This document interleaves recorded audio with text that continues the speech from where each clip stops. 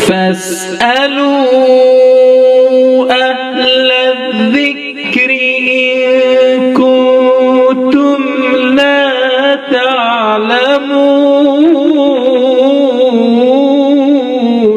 السلام علیکم ورحمۃ اللہ وبرکاتہ۔ مفتی صاحب، ذی الحج کا چاند نکلنے کے بعد بال ناخن نہ کاٹنے کا مسئلہ کیا ہے؟ نہ کاٹنا ضروری ہے؟ یہ حکم صرف قربانی کرنے والوں کے لیے ہے یا سب کے لیے؟ مسئلہ کی وضاحت فرمائیں۔ سائل ہیں حافظ عبد الرحمن، مقیم حال لکھنؤ۔ بسم اللہ الرحمن الرحیم۔ الجواب وباللہ التوفیق۔ ذی الحج کا چاند نظر آنے کے بعد بال ناخون کا نہ ترشوانا مستحب ہے۔ ام المؤمنین حضرت ام سلمہ رضی اللہ تعالی عنہا سے روایت ہے کہ رسول اللہ صلی اللہ علیہ وسلم نے فرمایا، جب ذی الحج کا پہلا عشرہ شروع ہو جائے اور تم میں سے کسی کا قربانی کرنے کا ارادہ ہو تو وہ بال اور ناخون نہ کاٹے، نیز کھال وغیرہ بھی نہ کاٹے جب تک قربانی نہ کر لے۔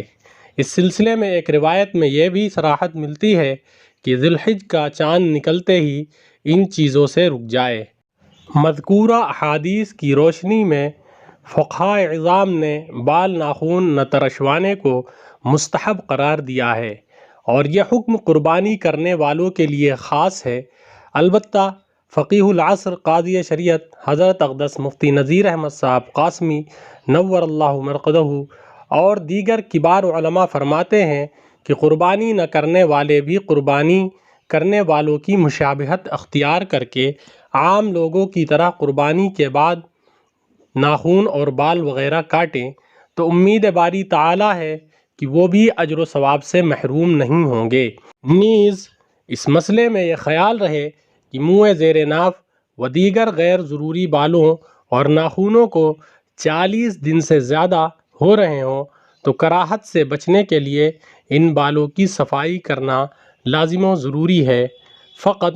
واللہ تعالی اعلم بالصواب۔ فمن زحزح عن النار وأدخل